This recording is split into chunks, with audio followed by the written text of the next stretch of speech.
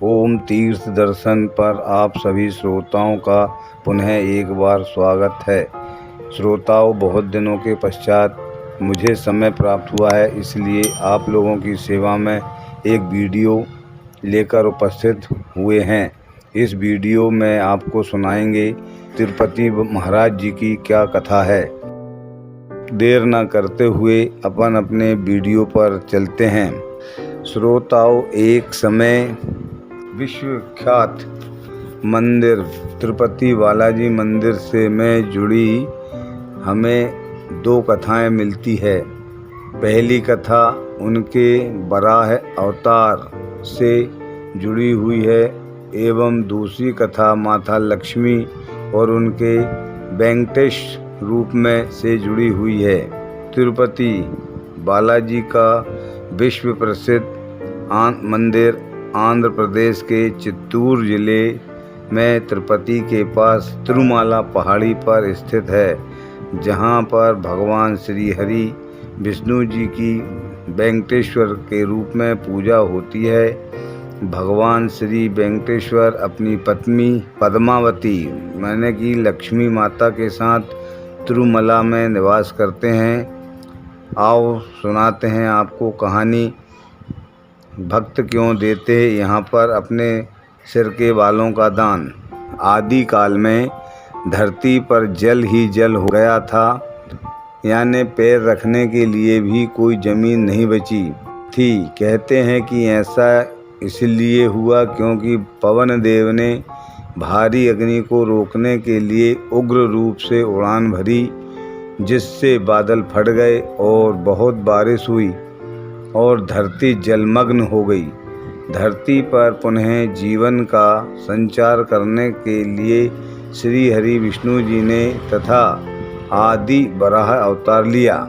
उन्होंने अपने इस अवतार लेने में जल के भीतर से धरती को ऊपर लेकर आए और तुष्क का उपयोग करके खींच लिया। इसके बाद पुनः ब्रह्मा जी के योग बल से लोग रहने लगे और आदि वराह के ने तब बाद में ब्रह्मा जी के अनुरोध पर एक रचना का रूप धारण किया और अपने बेहतर आधे 4 हाथों वाले भूदेवी को के साथ कुंदचला बिमना पर निवास किया। कुछ समय को योग और कर्म योग जैसे ज्ञान से वरदान प्राप्त देने का फैसला मिला। कलयुग के प्रारंभ होने पर यदि वराह वेंकटेश्वरी पर्वत छोड़कर अपने लोक चले गए, जिसके चलते ब्रह्मा जी चिंतित रहने लगे और नारद जी से विष्णु को पुनः लाने के लिए कहा गया। एक दिन गंगा के तट पर गए और वहाँ पर उन्होंने भ्रमण करते हुए देखा कि हमारे यज्ञ का फल त्रिदेवों में से किसे मिलेगा। तो नारद जी ने उनके शंका समाधान हेतु भृगु को यह कार्य सौंपा। भृगु ऋषि सभी देवताओं के पास गए, लेकिन भगवान शिव को विष्णु जी ने उनकी बातों पर ध्यान नहीं दिया, तो वे क्रोधित हो गए। क्रोधित होकर भृगु ऋषि ने विष्णु जी की छाती पर एक लात मार दी।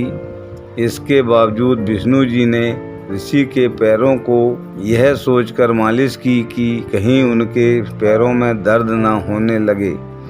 यह देखकर ऋषि भृगु को सभी ऋषियों को उत्तर दिया कि उनके यज्ञ का फल हमेशा भगवान विष्णु को समर्पित होगा। परंतु श्री हरि विष्णु की छाती पर लात मारने के कारण माता लक्ष्मी क्रोधित हो गई।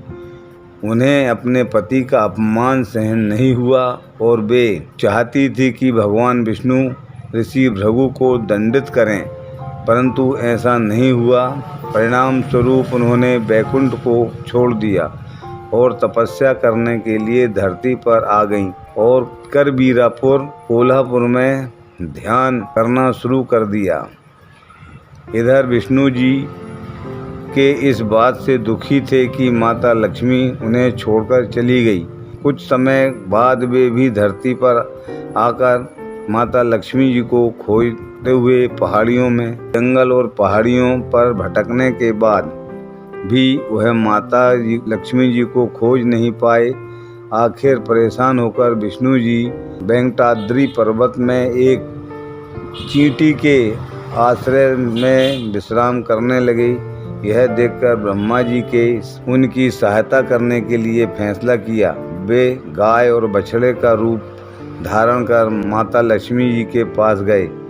देवी लक्ष्मी जी ने उन्हें देखा और 87 शासक चोल राजा को उन्होंने सौंप दिया।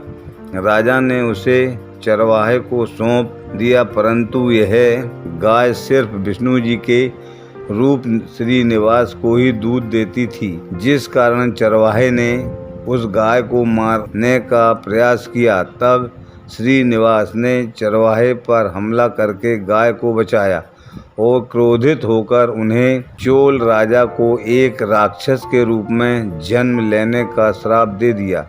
राजा ने दया की प्रार्थना की। तब श्रीनिवास ने कहा कि राजा को दया तब मिलेगी जब अपनी बेटी पद्मावती का विवाह मुझसे करेगा। जब यह बात देवी लक्ष्मी पद्मावती को पता चली तो वे वहां आ गई और उन्होंने श्री हरि को पहचान लिया और इसके पश्चात बाद में भगवान विष्णु और लक्ष्मी जी एक दूसरे से लिपट गए और इसके बाद वे पत्थर में बदल गए।